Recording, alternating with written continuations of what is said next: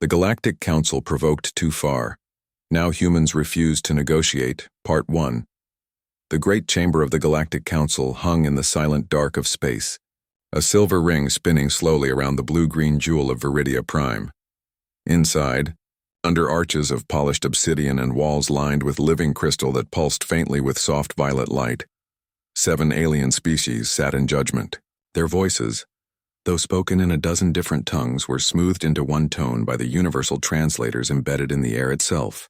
At the center of it all stood Daniel Cole, Earth's ambassador, alone on a circular platform of white stone. He wore a simple gray suit, no medals, no armor. Just the quiet dignity of a man who had spent his life trying to make peace. He had come expecting a routine meeting. The topic was supposed to be the disputed mining rights in the Proxima Centauri system, a dry but necessary negotiation between neighbors. But the moment he stepped onto the platform, he knew something was wrong. The air felt heavier. The usual hum of diplomatic chatter was gone. Even the light seemed colder. High Arbiter Vexilorn of the Zenthari rose from his seat.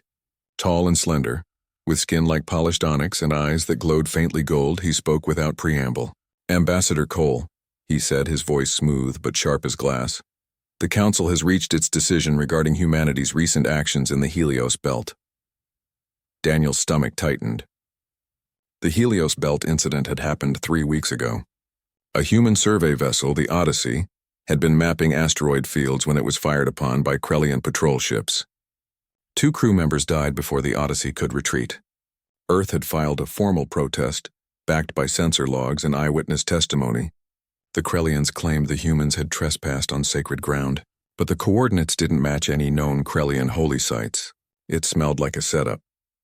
"Now," Vexilorn continued, "your species has shown repeated disregard for galactic law. Your aggression, your rapid expansion, your refusal to submit to oversight. It endangers the stability of the entire quadrant." Daniel opened his mouth to speak, but the Arbiter raised a long-fingered hand. "Silence. The Council does not seek debate. It delivers judgment." Then came the ultimatum.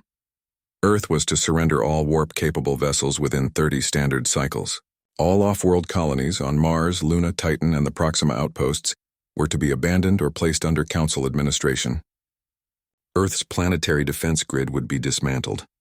And humanity would accept permanent monitoring by the Council's Peacekeeping Directorate, whose agents would have full authority over human spaceports, communications, and even internal security. In short, Earth would lose its sovereignty. Daniel felt a cold wave roll through him, but he kept his face calm. "With respect, High Arbiter," he said, his voice steady. "The evidence clearly shows the Krellians fired first. We acted in self-defense, and even if there had been a misunderstanding, this response is disproportionate. You're asking us to give up our freedom because of a border skirmish." "The Council does not negotiate with children who play with fire," Vexilorn replied. "You have had your chance to mature. You failed. Now you will be guided, for your own good, and for the safety of others." Around the chamber, the other delegates watched in silence. The insectoid Marathi clicked their mandibles in agreement. The gelatinous Velm barely rippled, unreadable as always. Only the young Salian delegate, Talaris, seemed uneasy, her silver eyes flickering toward Daniel with something like pity. Daniel took a slow breath. He knew arguing further would be useless. The decision had been made long before he walked in, but he had to try. "If we comply," he said carefully, "what guarantee do we have that this won't be the first of many demands? That tomorrow you won't ask for our water, our data, our children?" Vexilorn's lips curled into something that wasn't quite a smile. "Compliance brings peace. Resistance brings consequences. Choose wisely, Ambassador." The platform beneath Daniel's feet began to lower. The meeting was over. Back aboard the Earth shuttle. Horizon, Daniel stared out the viewport as Viridia Prime shrank behind them. The stars were cold and distant. He activated a secure channel to President Elena Ruiz, his voice low but urgent. "They've crossed the line," he said. "It's not about the Helios Belt anymore. This is about control." On Earth, the news broke within hours. The Council's demands were broadcast across every network, translated into every language. At first there was shock, then fear, then anger. In New Delhi, students marched through the streets holding signs that read, "We are not yours." In Rio, factory workers paused their shifts to stand in silence for the 2 dead crew members of the Odyssey. In Nairobi, engineers began quietly reinforcing the power grids of orbital defense stations. In Chicago, teenagers flooded social feeds with the phrase, "We don't negotiate under threat," turning it into a global anthem overnight. President Ruiz called an emergency session of the Unified Earth Council. Some leaders urged immediate compliance. "We can't fight them," argued the representative from Jakarta. "Their fleet could glass our cities in a day." But others disagreed. General Marcus Boone, head of Terran Defense, leaned forward, his voice quiet but firm. "They think we're weak because we've been polite. They don't know what we've built in the shadows, and they didn't. For over 20 years, Earth had been preparing, not for conquest, but for survival. Hidden shipyards on the far side of the moon, quantum computing labs buried beneath the Antarctic ice, AI-driven drone factories on Mars disguised as terraforming outposts. All of it under one secret directive, Project Iron Veil. Daniel returned to Earth 3 days later. He was met not with panic but with resolve. Crowds lined the streets of Geneva as his transport passed, not cheering but watching in solemn unity. Inside the presidential bunker beneath the Swiss Alps, Ruiz handed him a data pad. On it was a single line of text, "No surrender. No negotiation under duress." That night, Daniel stood on a balcony overlooking Lake Geneva. The water was still, reflecting the stars above. He thought of the 2 crew members lost in the Helios belt. He thought of his daughter, studying astrophysics in Toronto, who had texted him just that morning, "Dad, tell them we're not scared." He wasn't scared either, but he was angry. And he knew Earth wasn't alone in that anger. Across the planet, millions felt the same. The Council had made a mistake. They had assumed humanity would bow its head. Instead, they had lit a fire. The next morning, Daniel Cole returned to his office. He drafted a final message to the Galactic Council. It was short. Just 3 sentences. "Earth acknowledges your ultimatum. We reject your terms, and we will not be sending another ambassador." Then he sealed it, encrypted it, and sent it through the quantum relay. After that, all diplomatic channels from Earth went dark. The silence that followed was louder than any war cry. The Galactic Council provoked too far. Now humans refused to negotiate. Part. While the Galactic Council waited for Earth to beg, to panic, or to send another pleading message, humanity did none of those things. Instead, they worked, quietly, quickly, together, across oceans and continents, in hidden labs and shielded bunkers. Men and women carried out a plan that had been ready for years but never spoken aloud outside the highest levels of command. It was called Project Iron Veil, and it was no longer just a file in a secure server. It was real. General Marcus Boone stood on the command deck of Lunar Base Theta, his boots clicking against the metal floor. Around him, technicians moved with calm urgency, eyes fixed on glowing screens that showed ship schematics, power outputs, and fleet readiness stats. Outside the thick viewport, the black sky was dotted with construction drones swarming around half-finished hulls, sleek, angular vessels unlike anything the galaxy had seen. These were the Valkyrie-class destroyers, powered by quantum fusion cores that burned clean and hot, capable of sustaining warp speeds for weeks without refueling. Their hulls were wrapped in adaptive metamaterials that could shift density in milliseconds, turning plasma bolts into harmless steam and kinetic rounds into dust. Boone wasn't a loud man. He didn't need to be. His presence alone steadied the room.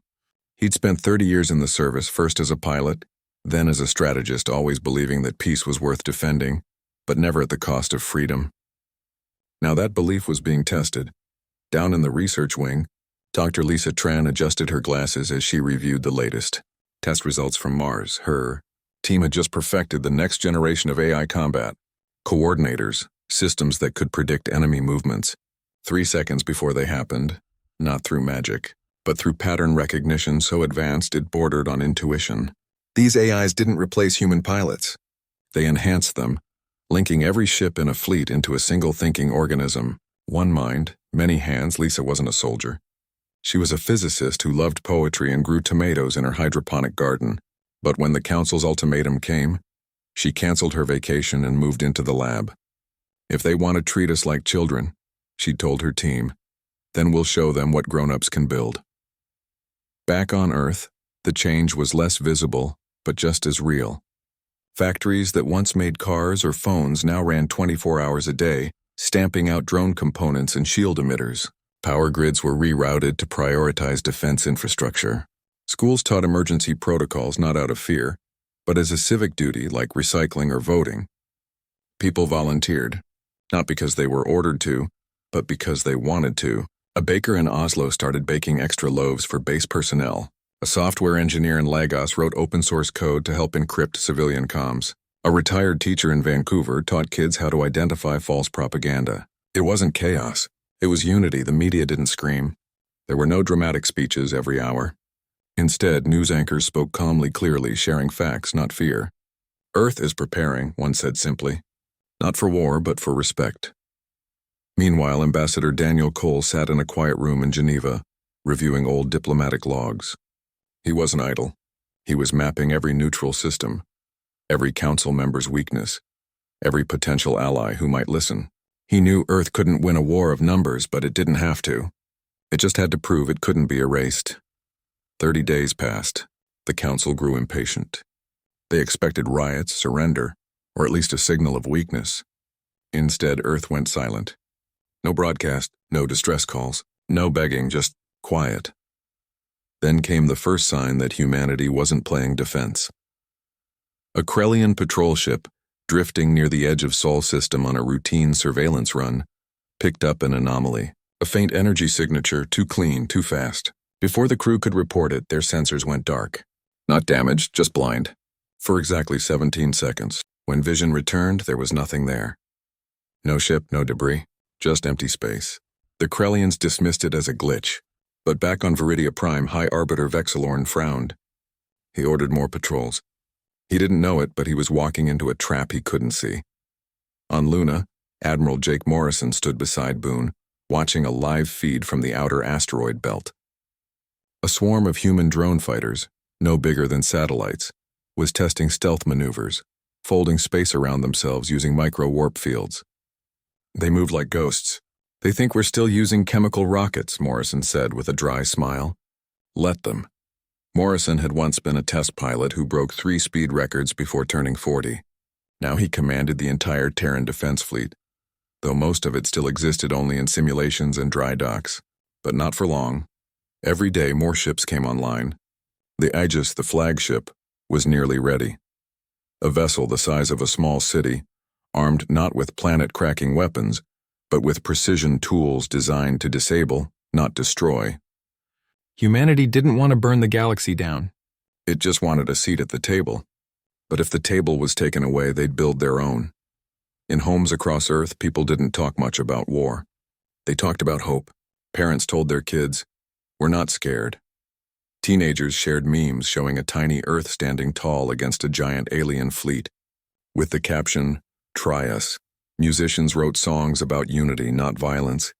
Artists painted murals of hands, human hands reaching toward the stars, not to grab but to connect.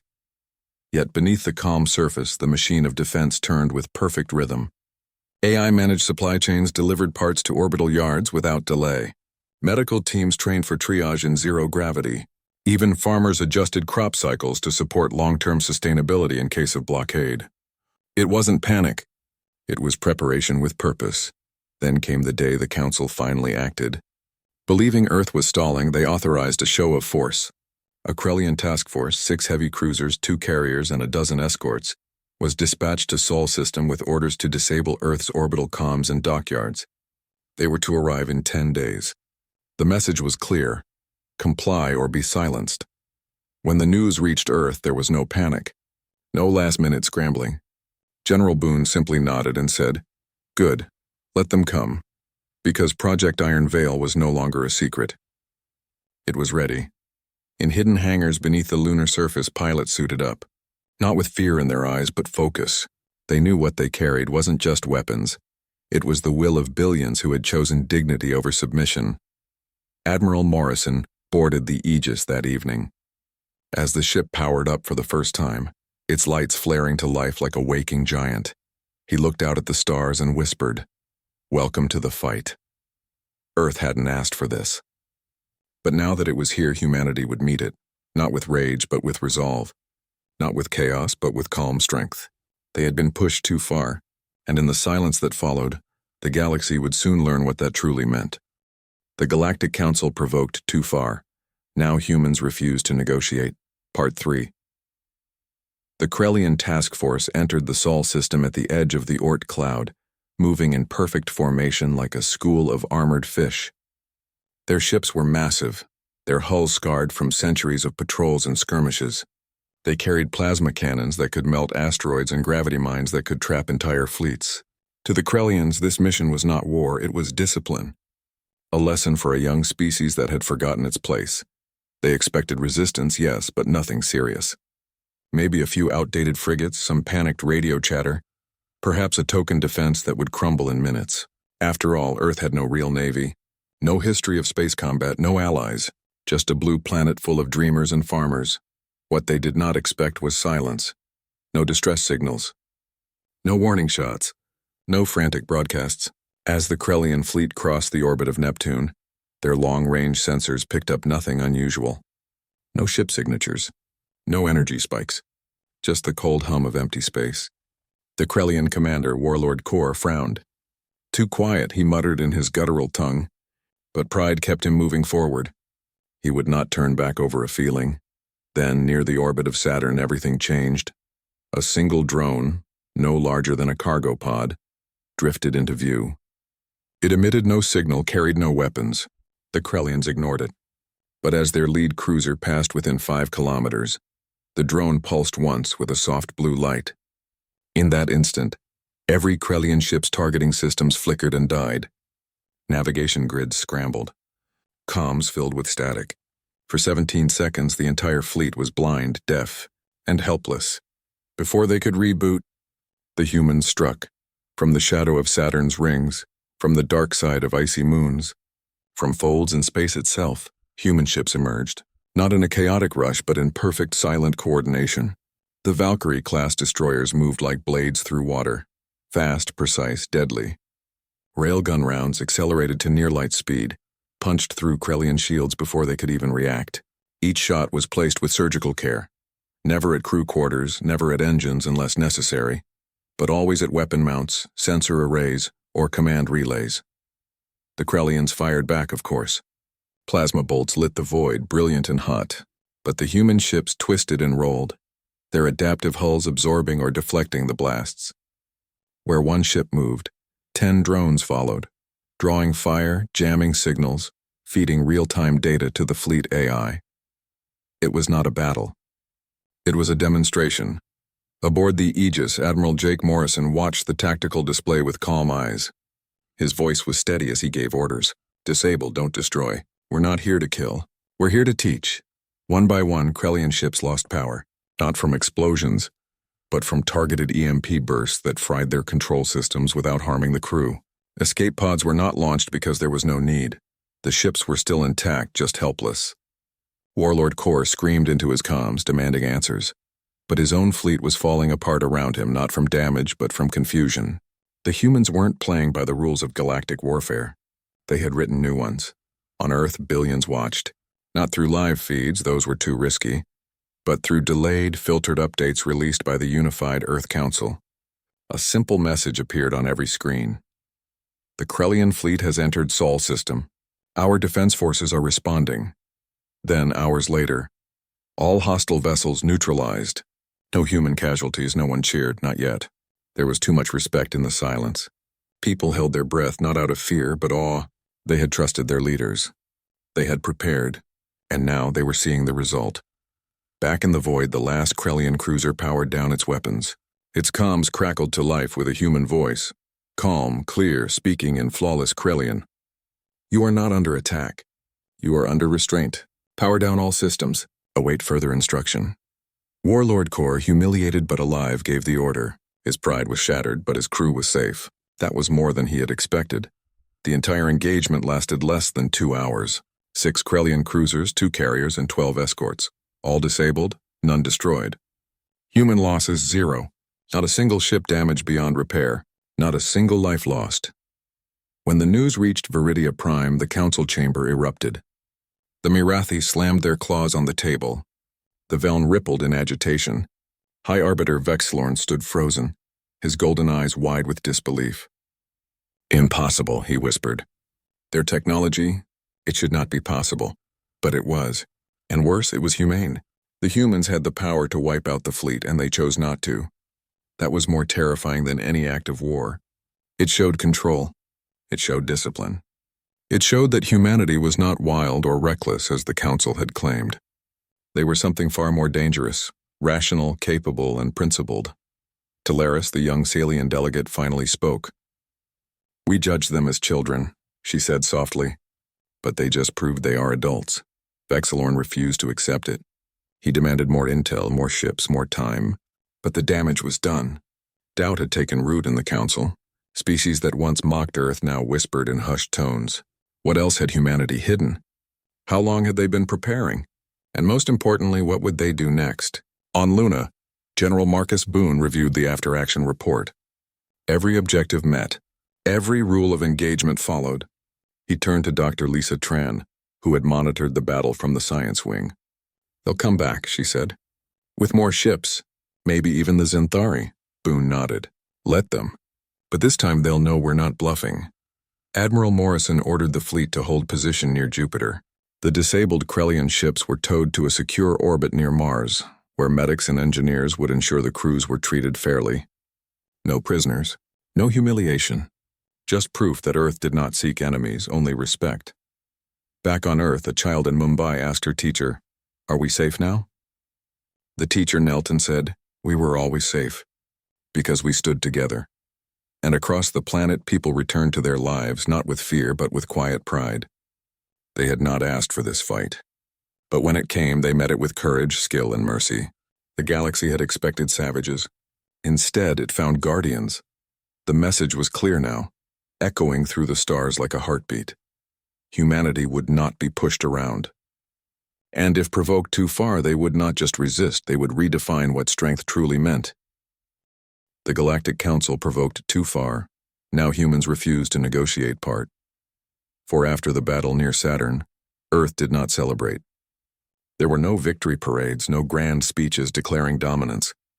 Instead, humanity went quiet again, but this time the silence was different. It was not the silence of fear or submission. It was the silence of purpose.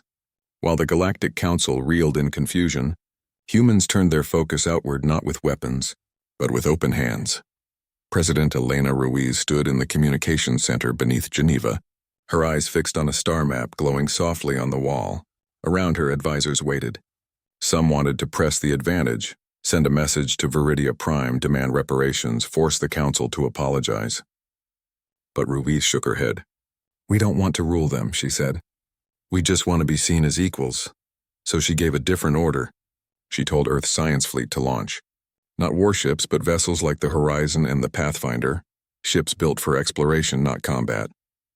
Their mission was simple: go to neutral systems, offer help, and listen. The first stop was the Galaris system, home to the gentle Nathari, a species of plant-like beings who had long struggled with a spreading blight that was killing their world tree cities. Their pleas for aid had been ignored by the Council, deemed low priority. When the human ship Dawn Chaser arrived, the Nathari expected another empty promise.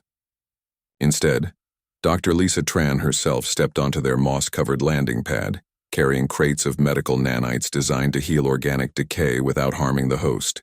Within days, the blight slowed. Within weeks, it reversed. The Nathari wept not with sadness, but with gratitude. Word spread. On the icy moon of Krylos, where the mining colony of the Vor had been crippled by a reactor meltdown, a human engineering team arrived unannounced. They didn't ask for payment or favors.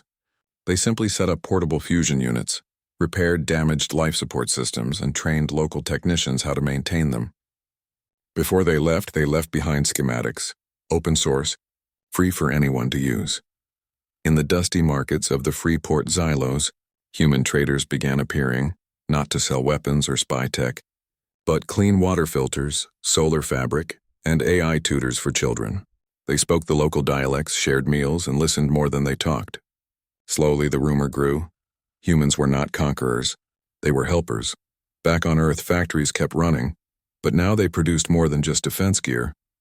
Medical drones, atmospheric purifiers, and emergency shelters rolled off the lines, stamped with a simple symbol, a circle with a hand inside it. No flag, no nation, just humanity. Admiral Jake Morrison's fleet remained stationed near Jupiter, a silent shield. But it never fired a shot. When a Zenthari scout ship drifted too close to Mars, it was hailed, not with threats but with a calm voice. You are entering restricted space. Please adjust your course to these coordinates for safe passage. The Zenthari, expecting hostility, hesitated. Then they complied. As they turned away, they received a data packet, unencrypted, containing schematics for a radiation shield that could protect their own colonies from solar flares. No strings attached. The Council watched all of this with growing unease. High Arbiter Vexilorn called emergency sessions, demanding explanations. They are manipulating the neutral systems, he claimed, spreading propaganda. But others weren't so sure. Talaris, the Celian delegate, pointed out that every system helped by humans had sent formal thanks to Earth, not to the Council. And more importantly, none of them had asked for protection from humanity. They had simply chosen to trust them. On Luna, General Marcus Boone reviewed intelligence reports. Support for Earth was rising across the quadrant. Trade routes once closed to human vessels were quietly reopening. Minor species that had never spoken to Earth before were sending cultural envoys, asking to learn, to share, to connect. Boone smiled. They thought we'd become monsters after the fight, he said to his aide. Instead, we showed them we're neighbors. Meanwhile, Ambassador Daniel Cole worked behind the scenes. He didn't speak in public. He didn't give interviews. But through secure channels, he reached out to every non-council species he could. He didn't ask for alliances. He only asked one question. What do you need? And then he listened. In schools across Earth, children learned about the Nethari, the Vor, the Krylon miners. They drew pictures of alien cities and wrote letters, translated by AI, that were sent with aid shipments. One little girl in Buenos Aires wrote, "I hope your trees grow tall again." Her letter was framed and hung in the Nethari Council Hall. The human doctrine, as it came to be called, was never written in stone. It lived in actions. Defend when attacked. Help when asked. Never demand loyalty, earn it. Never speak from fear, speak from truth. Even the Krellian crews, still aboard their disabled ships near Mars, began to see the difference. They were given food, medical care, and access to comms. They watched human engineers repair their own life support systems out of simple decency. Warlord Kor, once full of rage, sat in silence for days. Then he asked to speak with Admiral Morrison. Their meeting lasted an hour. No one knows what was said. But when it ended, Kor bowed his head, a gesture his people reserved only for equals. Back on Viridia Prime, cracks formed in the Council's unity. The Marathi accused the Zenthari of provoking a crisis. The Veln suggested opening formal talks with Earth. Vexilorn fought to hold control, but his voice no longer carried the same weight. The galaxy was changing, and Earth was at the center, not by force but by choice. President Ruiz finally released the full text of the human doctrine to the public. It was short. Just 4 points. 1. Earth will defend its people and its homes. 2. Earth will not seek to rule others. 3. Earth will offer aid without expecting return. 4. Earth will always choose peace, but never at the cost of dignity. People read it in cities, in villages, on space stations. They didn't cheer. They nodded. Because it said what they already knew in their hearts and out in the stars, as human ships drifted from system to system, carrying hope instead of weapons. The message became clear to all who watched. Humanity was not here to take. They were here to stand, tall, kind, and unbroken. The Galactic Council provoked too far. Now humans refused to negotiate. Part 5 months passed. The stars turned, and the galaxy held its breath. The Council had not attacked again. Earth had not struck back. Between them stretched a silence filled not with tension but with waiting. Then one morning a small silver vessel appeared at the edge of lunar orbit. It bore no weapons, no markings of war, only the soft blue sigil of the Celian delegation. Aboard it was Talaris, the young envoy who had once watched Daniel Cole with quiet concern in the council chamber. Now she came not as a representative of the old order, but as a messenger of change. She requested to speak with Earth's leadership. Not through channels, not through translators hidden behind layers of protocol, face to face, on human ground. President Elena Ruiz agreed, but only under strict terms. The meeting would be held at Tranquility Base on the Moon. No armed escorts. No recording devices beyond what Earth provided. And most importantly, it would be equal. One human leader, one alien delegate, and nothing between them but honesty. The day arrived. Talaris stepped onto the gray lunar surface in a simple environmental suit, her silver eyes wide behind the visor. She was met not by soldiers but by Ruiz herself, wearing a plain navy coat and a calm expression. They walked together into the base past walls lined with photos of Earth, forests, oceans, children laughing in sunlight. Talaris paused at one image of a rice field in Vietnam, shimmering under dawn light. "Is that real?" she asked.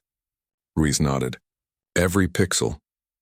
Inside the conference room there were no raised seats, no flags, no symbols of power. Just 2 chairs, a table, and a window showing Earth hanging in the black sky. Talaris removed her helmet. Her skin was pale, her face delicate, but her voice carried weight. "The council is broken," she said without greeting. "Vexilorn still speaks, but fewer listen.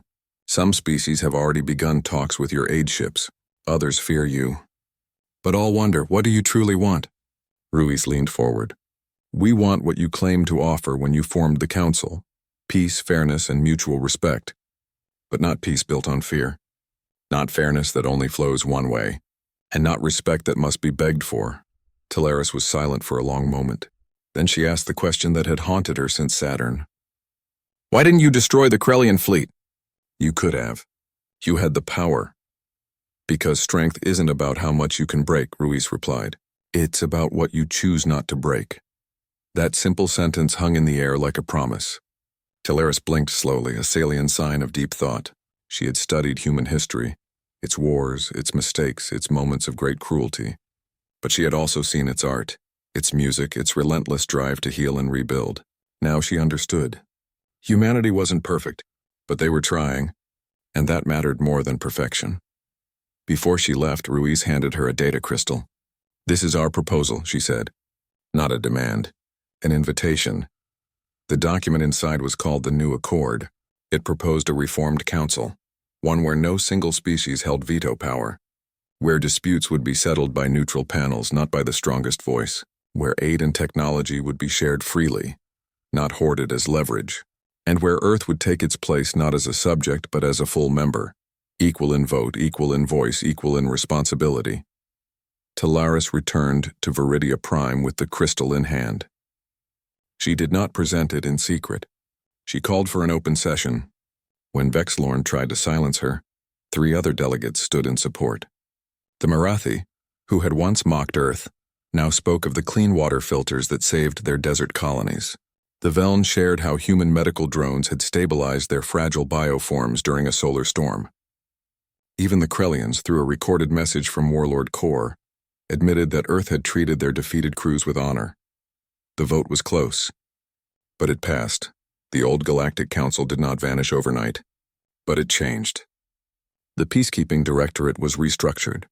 Oversight became cooperation, and for the first time in centuries, a human voice would be heard in the Great Chamber, not as a petitioner, but as a peer. Back on Earth, people did not celebrate with fireworks or parades. They gathered in parks, in homes, in quiet corners of cities and farms. They looked up at the night sky and felt something new, not fear of the unknown, but hope in what they had helped create. Daniel Cole stood on a hill outside Geneva, watching the sunrise. He thought of the 2 crew members lost in the Helios belt. He thought of the baker in Oslo, the engineer in Lagos, the teacher in Vancouver. He thought of his daughter, now working on a joint Earth-Salian research station near Mars. They had all played a part. Not with guns, but with grit. Not with rage, but with resolve. Admiral Jake Morrison retired soon after, not because the job was done, but because peace required new kinds of leaders. He opened a flight school for kids from every nation, teaching them not just how to pilot ships, but how to listen before they act. General Marcus Boone visited the Krellian crews before they returned home. He shook Warlord Kor's hand, a gesture neither species had ever shared before. No words were needed, and President Ruiz in her final address said only this: "We were pushed too far. But we did not fall, we stood. And in standing, we showed the galaxy that humanity is not a threat to peace. We are its guardians." Years later, when new species joined the Reformed Council, they were told the story of Earth, not as a warning, but as an example, of a people who refused to kneel yet never lost their kindness, who built shields not to hide behind but to protect others, who proved that the strongest civilizations are not those with the biggest weapons, but those with the deepest courage to do what is right. And as starships from 100 worlds passed through Sol system, they no longer saw a fragile blue dot. They saw a home, a beacon, a promise kept,